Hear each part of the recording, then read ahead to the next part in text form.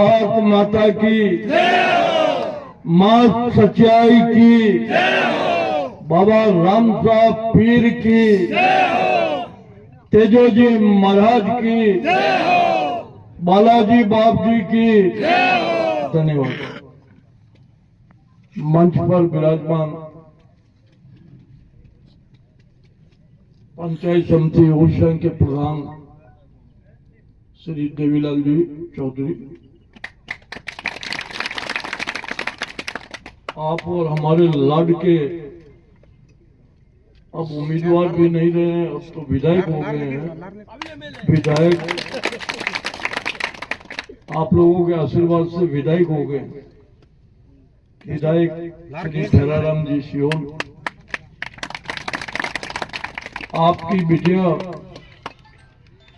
और आपके जाटीपुरा की सरपंच श्रीमती सुमन जी चौधरी, ओरछा के भूतपूर्व सरपंच और काफी लंबे समय से कांग्रेस पार्टी के ब्लॉक अध्यक्ष रहे ओरछा के। जब ओरछा विधानसभा छोटी नहीं थी, बहुत बड़ी थी और ब्लॉक भी एक था, अब तो 5-5 ब्लॉक, 5 ब्लॉक अध्यक्ष है। क्यों तो प्रधान साहब, उस समय एक ही ब्लॉक था पूरे ओरछा विधानसभा का, उसके 2-2 बार अध्यक्ष रहे। बड़ी खुशी की बात है कि आज दो ओरछा के पूर्व सरपंच ठाकुर लक्ष्मण सिंह जी रावलोक और सेठ श्री भगवान दास जी राठी देवीलाल जी का प्रधान हो गए। तीन ओरछा के सरपंच, तीन ओरछा के सरपंच आज भैराराम जी सियोल को आशीर्वाद देने के लिए एक ही मंच पर एक ही जगह विराजमान है और ये आशीर्वाद बहुत फलीभूत होगा। ओरछा के मंडी के डायरेक्टर दलीप जी सोनी, भाई शिवाराम जी प्रिय हमारे आशीर्वाद देने के लिए पधारे हैं। चौधरी बंधु जिनके कारण आज ये बहुत बड़ी सभा होने जा रही है। बंधुओं, एक बात आप बहुत ढंग से सोच कर वोट का प्रयोग करना। और मेरे युवा साथियों, सबसे बड़ी बात मातृशक्ति को देख के ऐसा आभास हो रहा है कि भैराराम जी निश्चित रूप से जाटीपुरा से बहुत ज्यादा वोटों से विजय प्राप्त करेंगे, बहुत ज्यादा।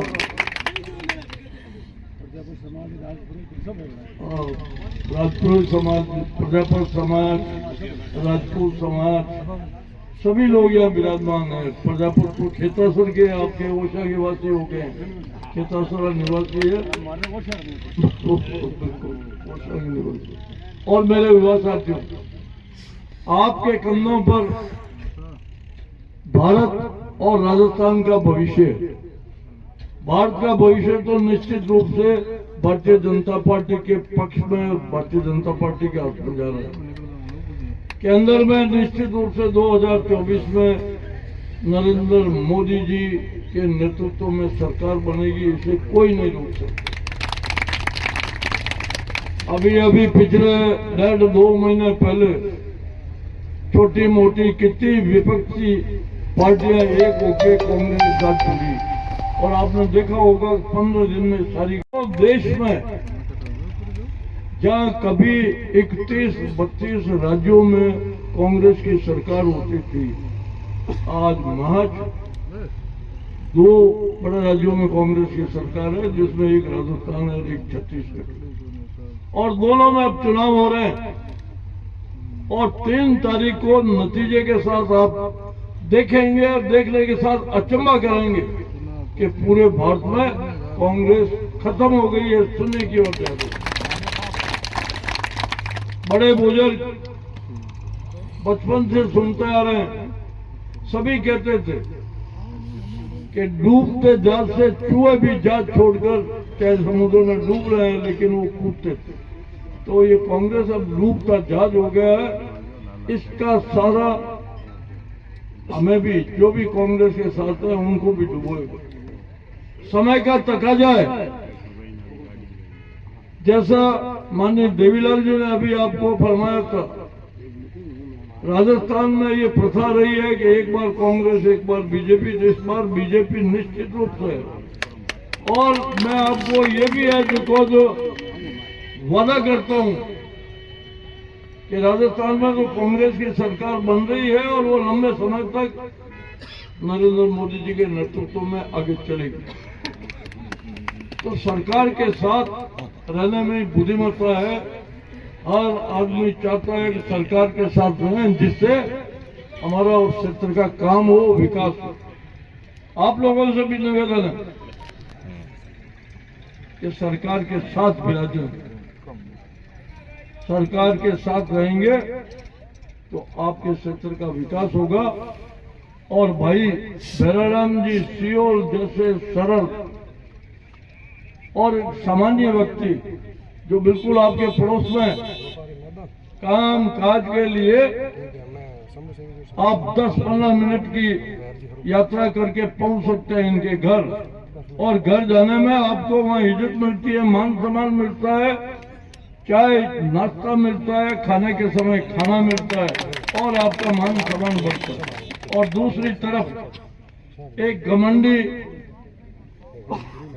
एक अशुद्ध आचरण वाली बच्ची जो कल परसों कॉलेज छोड़ के आई है, उसको बड़े बुजुर्गों के साथ किस तरीके से बातचीत करनी चाहिए, किस तरीके से व्यवहार करना चाहिए। वोटर से जो सब मान्य होते हैं, मान्यवर होते हैं वोटर चाहे किसी जात संप्रदाय का है, राजनेता के लिए वो सबसे सर्वोपरि है। जो वोट की ताकत राजा महाराजाओं के पास भी वही है और एक साधारण श्रमिक काम करने वाले व्यक्ति के पास भी वही। तो बंधुओं, उस बच्ची में, उस बालिका में बात करने का होश नहीं है, व्यवहार करने का ज्ञान नहीं है, किसी ने बताया नहीं। परशुराम जी के परिवार की बच्ची इस तरीके से लोगों के साथ व्यवहार करती है और अपनी जाति, अपने समाज के चुने हुए सरपंच को बराबर बैठ गई, कुर्सी फेंककर उसको उठा के सामने नीचे बिठाया। ये आप सबको मालूम। लोग डरते हैं उनके सामने जाने से। और साफ कहूं आपको, सही बात कि समझदार लोग उससे किनारा इसलिए करते हैं कि वो महिला है, बच्ची है, उसको कुछ भी बोल दिया तो अपने समाज में, अपना है जो समाज उसको मान्य नहीं मानता है, अपना समाज और ढंग का है, समाज ने कुछ सिखाया है, महिलाओं को इज्जत देने की सिखाया है, और ये खामोखाम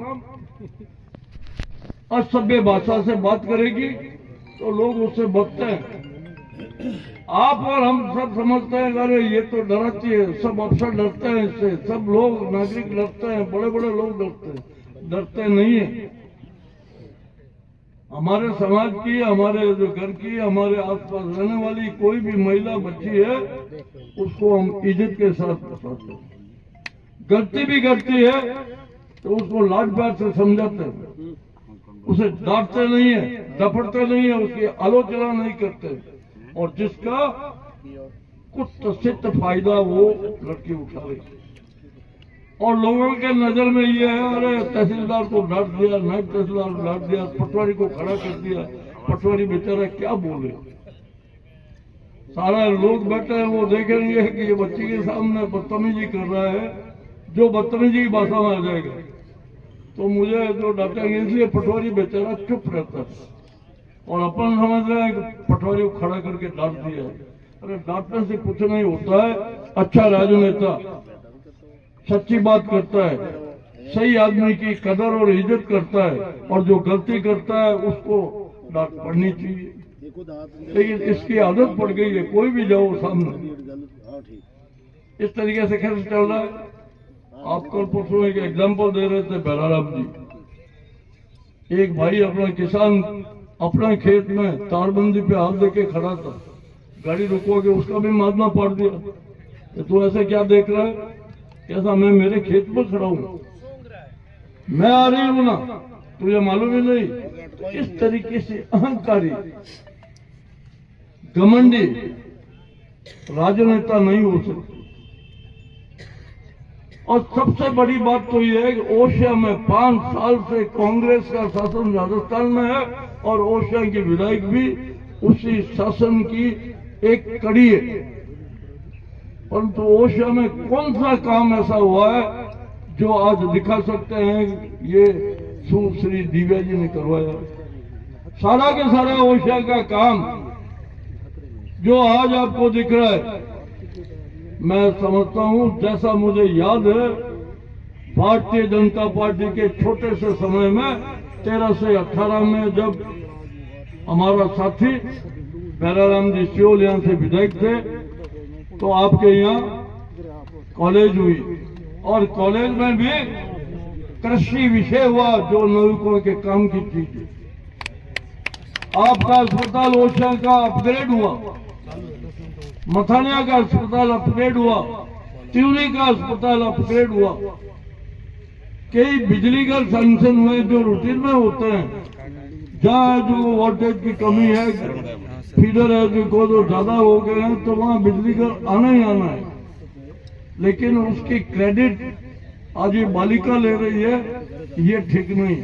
उनसे ज्यादा बिजली घर तो बहराराम जी ने करवाया है विधानसभा, और कभी नहीं कहते हैं मुंह से कि मैंने करवाया। तो किसानों की इतनी बात, ये विधायक का एक काम जबरदस्त कर रही है जो आप सबको मालूम है। अपने विरोधी लोग जिन्होंने वोट नहीं दिए उनके ट्यूबवेल पे जाकर उस सीटें भरवाते। चाहे गाय की गोद में एक बल्ब लगा हुआ है तो उसके लिए हजारों रुपए की है तो पेनल्टी लगा देते हैं उनके कारण। ये काम जरूर इस लड़की ने किया। थाने में थानेदार को ऐसे बिठाया जाता है जो जैसे उसका घर का नौकर हो, उस तरीके से करके थानेदार करते हैं। अरे सबसे बड़ी बात तो आपके यहाँ से आपका बच्चा, आपके समाज का, आपके परिवार का पढ़ा लिखा होनहार बच्चा जिसने साइंस में, विज्ञान में एमएससी की पास, भाई सुखराम, क्या गलती थी उस सुखराम की जिसको जेल भिजवा दिया। कल ये नवी खड़ा है, इनमें से किसी को भी वो जेल भिजवा सकती। अरे उसके पिताजी नहीं, उनके दादे के साथी रहे सुखराम जी के पिताश्री, सताराम जी का पोता है, और परशुराम जी के वो बहुत नजदीक थे। उसने ये लिहाज भी नहीं रखा और एक होनहार बच्चे का जीवन खराब कर दिया। एक मामूली चीज बेवकूफी, कोई उसकी गलती नहीं थी। आप सोचिए, आज अपना बच्चे नवी टेलीफोन चला रहे हैं, कहीं से कोई मैसेज आता है, उसका जवाब है जो देते हैं। क्या गलती की उसने? जेल भिजवा दिया, उसका जीवन खराब हो गया, उसको नौकरी में जो अड़चन आएगी। तो बंधु, ऐसी विधायिका भविष्य में ओडिशा का सुधार नहीं कर सकती, विकास नहीं कर सकती।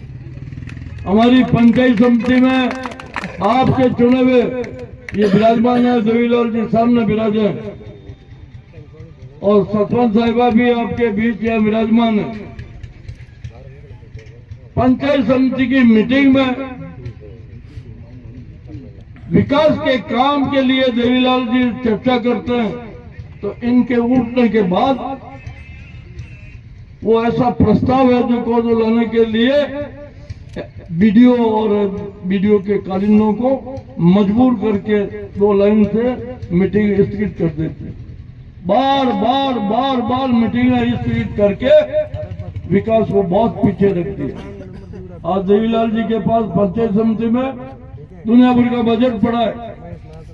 पिछले साल हमने जबरदस्ती पैर रोककर प्रत्येक सरपंच को लाखों रुपए दिए, प्रत्येक पंचायत में दिए, लेकिन इस बार इस विधायिका ने दुनिया भर की अर्चना डाली है और करोड़ों रुपए पंचायत समिति में आपके पड़े हैं।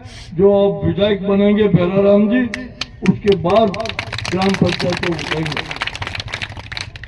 और मैं आपको सच्ची बात कह रहा हूं, प्रत्येक ग्राम पंचायत में हमने, चाहे वो कांग्रेसी सरपंच है चाहे भारतीय जनता पार्टी का सरपंच है, हमने सबको बराबर पैसा दिया, बराबर पैसा दिया। आपके सामने मिला दे